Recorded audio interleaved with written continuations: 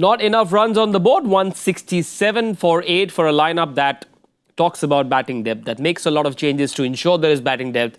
And yet, this is where they finish. Shubman Gill will be happy with the runs. Will he be happy with the strike rate? Abhishek Sharma looked a bit lost. Shivam Dube contributing 22 was sent in higher up the order. 3 wickets each for Ellis and Zampa, who was expensive, but he'll take those 2 wickets in that 1 over. Bartlett, 1 for 26. You're watching Cricbuzz Live with Mr. Bhattacharjya and Mr. Bhogle. Not enough. Or is it? Look, I think the disappointment will be, this may not be a bad total. You know, Harsha was also saying there's a bit in the pitch, the ball seems to be holding. The only question that you have to ask yourself is that they lost 5 wickets in the last 5 overs and scored at only 8.4. So the question you have to ask yourself is, in the platform that they had, did they let themselves down at the end? And secondly, was there a case for them to be a little more circumspect with their shot making in those last 5 overs? They had what, 125?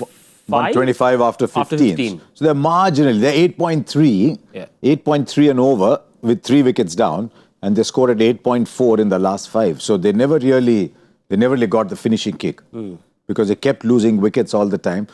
I thought Nathan Ellis coming back was magnificent. In his first over, he concedes 11. And thereafter, what did Nathan Ellis finish with? 21. Yeah, 21. 3 for 21. So he's really got 3 for 10 in his last 3 overs. He's one of the better death bowlers going around. He'd be on my auction list if I was sitting down with an IPL team.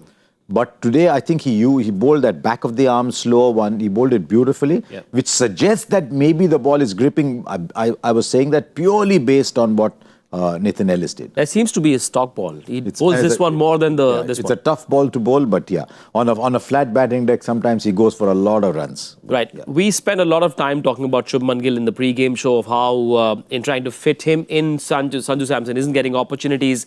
How do you look at these things? Do you look at the number of runs? All right, he scored runs, or do you say strike rate not good enough? Very often you judge things after both sides have batted on. So if the batting starts to get more difficult, you'd say at least he gave you substance. But you normally believe that in the first 10 overs is when you set the platform for a big one. So I think I look at it and say 46 of 39 on almost any surface today is a little under par. But while he was there, he gave us a few gorgeous shots. He always does. See, I think that's what I genuinely feel, that you know, he's a class bat. Okay, he's going to be one of the greats in Test cricket for us. But sometimes players who you seem to be very good in one format may not be great. Like, you look at Sehwag and say he should be a certainty for T20, but he's not. His Test record is actually much better than his T20 record. And I think Gill is a bit like that. He'll give you that occasional shot, but Gill is not he'll give you an exquisite shot. He's not a busy player. Busy players are there, you're standing in the crease and you say, oh, he's 30 not out already. He's not a busy player, but he'll give you a couple of shots and then you'll say, okay, the strike rate is still at 120. It's not at 160 or 70, but the shots that he hits makes you think that it's that high. But just wonder if early on in those first 6-7 overs, the track wasn't what they thought it was. I just wonder if that was the case. We'll never know. The general feeling in India, especially among the Shubman Gill fans, very passionate about him, can't hear a word against him. They believe, I suppose, that come the World Cup in India, he will show us the kind of form he does in the IPL. Fair enough. Look, no one ever doubts his quality. But he's getting the chances and he must make the most of his chances. He's getting more chances than 1 or 2 others, but he must make the most of those. I don't know what kind of tracks they'll give you for the World Cup in India. Because fresh, I assume, because Feb, March. I don't know if there'll be 200, 220 tracks, or whether India's strength being slower bowling, whether there'll be 175, 180 tracks. But irrespective of that, Shubman is someone who'll rise above that when he's in form. Yeah. We've seen pedigree players, just a few runs under the belt makes them sort of open up and unlock a certain gear. It can happen with him as well. Yeah, it can. Of course it can. And no, he scored 800 runs in an IPL season. I mean, 800 is a lot of runs. So there's no... at about 150 strike rate. So correct. He wasn't superb strike rate. It's a superb strike rate. So it's just one of those things. Look, he's a class bat. And in this innings, the only question that, I mean, we can ask is that, given that you have faced 6.5 overs, that strike rate of 117 perhaps may not be the greatest. But again, as Harsha says, if the pitch suddenly, it gets very difficult to bat, then you'll say maybe that was the foundation that got India to 164. It may not be that easy a target to get. Right, more experimentation for India. Shivam Dube 3. Akshar Patel, who was one of the stars of that T20 World Cup final, comes in at 8, I think. Yep, there it is. Shivam Dube 3, was it a matchup or was it again part of figuring where all he can bat? No, I think it was a matchup. I'd like to believe it was a matchup because you can't only experiment. At some point, you've got to get into steady state to win a game. So I think it was a matchup against Zampa. But you see, the moment he came on, Zampa went off. Then he comes back, he hits Zampa for a 6, Zampa goes off. The moment he gets out, Zampa comes back in. So we talked about it in the combox, about it being a little cat and mouse game. But I feel for someone like a Tilak Varma, who every time he's gone in at number 3, has played some fantastic innings. At number 5, Mumbai Indians tried him at number 5, it just did not work. So I think some positions, you've got to believe that they've got it in them to play all kinds of innings. Could Tilak Varma have taken on Zampa? Yeah. Could Surya Yadav, in fact, Surya Yadav hit him for 2 6s. Yeah. So sometimes I just wonder if we take the matchups a little too far. Role definition is often talked about on cricket shows. Is the definition of role definition changing? Look, in T20 cricket now, because every player is expected to do everything, bat everywhere. I think it does, but if you look at the numbers, they don't actually add up. Exactly what, Harsha has been saying, the stats seem to say. You move players out of position, they don't seem to score as much. That's the truth of it. So when you're moving Tilak out of 3, he's not scoring that much. When you're moving Sanju Samson up to 5, he's not scoring that much. Why are you moving them around just because of matchups? I think sometimes too much is made of matchups. And here's the danger with the matchup. The danger with the matchup is the moment you go and throw a Shivam Dube in, they'll stop bowling Zampa. Okay? The moment they stop bowling Zampa, you can't send Shivam Dube back and send another batter out, right? So it's just, and Zampa is a smart enough bowler to bowl anywhere. Yeah. It's not as if Zampa has bowled at a brilliant 17th over for you today. Yeah. 16th, whatever. Yeah. So my point is just that by putting him there, you're not changing they'll just adjust immediately. It's not an adjustment that's difficult for them. But what you have done is now made 3 batters bat out of position. You made Tilak bat out of position. Okay. You made Akshar Patel bat out of position. Let's examine one of your best bats. Let's examine Tilak Varma's numbers, batting in different positions. He mentioned the IPL as well. There it is, clearly enjoys batting at number 3 in T20 internationals. 1,614, you shouldn't be batting there. So then you could well have said, okay, it's come down to number 5, doesn't bat today. Akshar bats at 3. Akshar bats at 5. At least give the rest of it some continuity. Yeah. Just because you made one change, don't make all of it change. Just trying to look at the bigger picture here. In doing these things, are India redefining its T20 philosophy for the next generation, where a 12, 14-year-old kid watching, perhaps telling himself or herself that I should be able to bat anywhere between 3 and 8? At least between 5 and 8. 4 and 8. I think 1, 2, 3 is reasonably sacrosanct. But overall, you should be willing to bat anywhere in a T20 game. Absolutely anywhere. Maybe like in free-flowing football, the striker's defined, and then anyone's got to be able to play anywhere. Yeah. I mean, I know you still have positions. Your centre-backs will never go forward. But in general, through your midfield, you should be able to adapt to different situations. That's why I think 5 to 8 is completely fluid. And 4 depends, but 1, 2, 3, I'd still like to think 1, 2, 3 remain 1, 2, 3. Let's do a fun exercise. Say you have a chance to decide the India 11. Best case scenario for India. What a job. Best case scenario for India. Great conditions, win the toss. Let's do one thing. Let's leave it for the next game, shall we? Yes. Shall we? Yes. Okay, let's look at the batting order. It'll take time. Yeah, and therefore we need more time. We'll do it in the pre-game show of the last T20 International. Today's batting order, how would you have gone about it?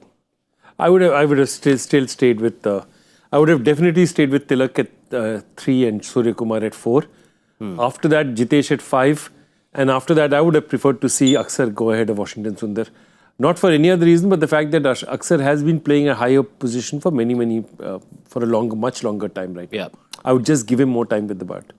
21 of 11's a very decent finish. Yeah, I mean he's shown the capacity to be able to play across different situations. So he showed today that he can come in at the end and hit runs too. But in general, the batting order doesn't have a sanctity in T20 cricket. Surya Yadav, again, 20 of 10. I suppose that shot was on because 16th over, you expect him to go for it, right? That's all right. I have no issue with someone who gets 20 out of 10 coming in from where he does, because somebody had to play that game. If no one else had played the game, you wouldn't have got to where you did. So someone had to play that game. And so 20 out of 10, I'm okay. Just as I was very okay with this 24 of 11 in the last game. Yeah.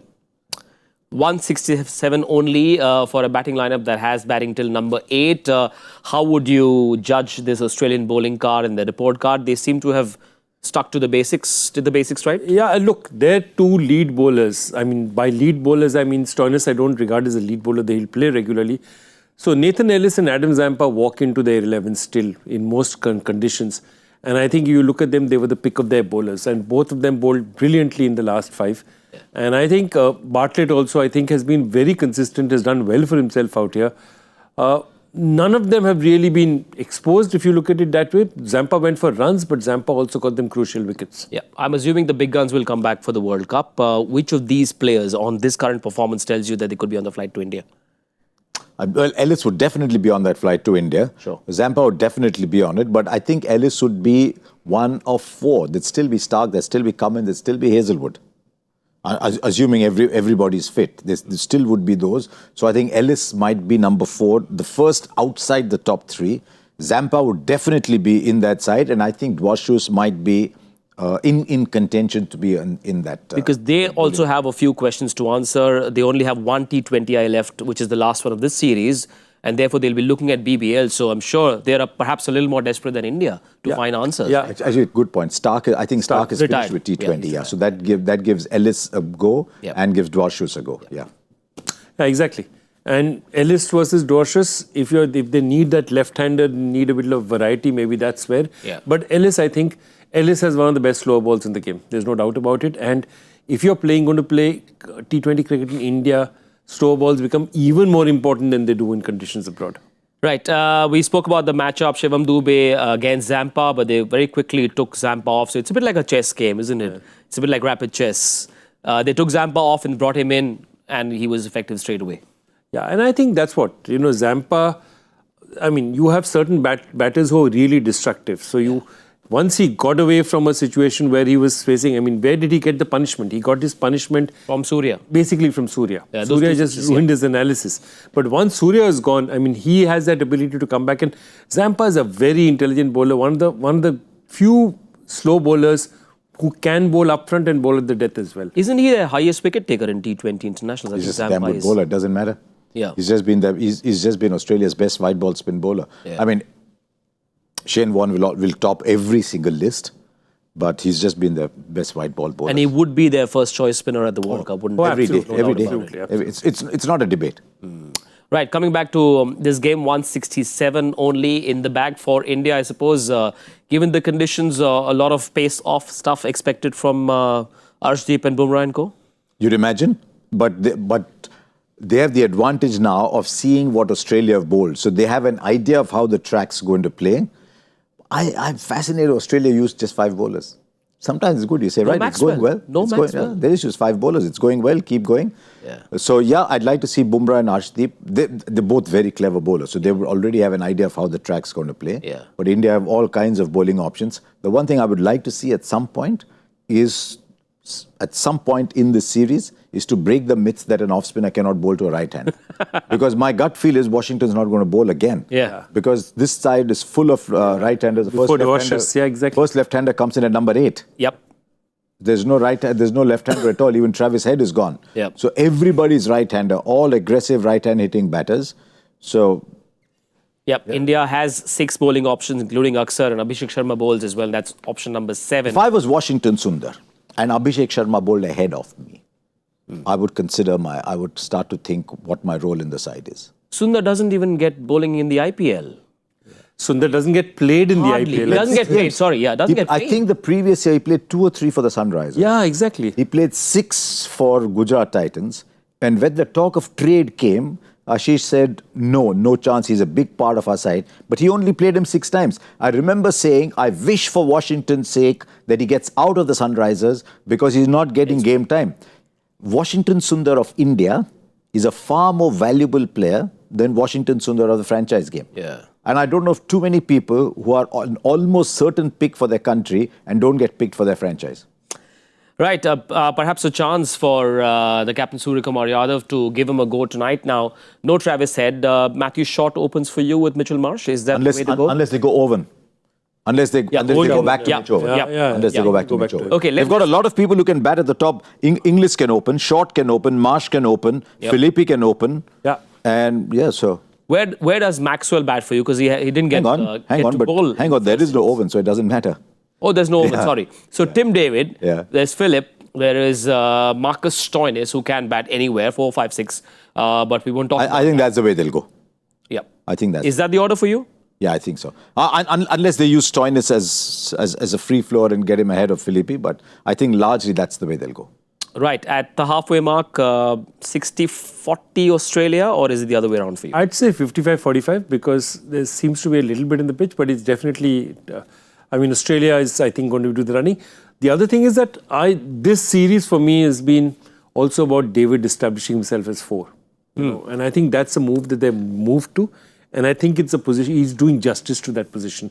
Very often in the IPL, we felt he never had enough balls to play with. Yeah. And I think the position that he's playing now for Australia, he's proving that if you give him enough deliveries to play with, he can give you runs. He scored runs in that last game as well. How about Maxwell at 3? Is that an experiment worth looking at from an Australia point of view? Not at this stage. I think they're very clear that is Maxwell's role now. Yeah. Occasionally they might send him up tactically, but they're very clear that Maxwell's role is now as a finisher down there. Maxwell at 7 as per the lineup on Cricbuzz. Now 168 to chase. Power play predictions, gentlemen. They'll go hard. There's no doubt at all. Whether they'll be allowed to go hard, so I'll go 53. Okay. I had 57 in my head, so I'll just stay with it. You came very close, sir.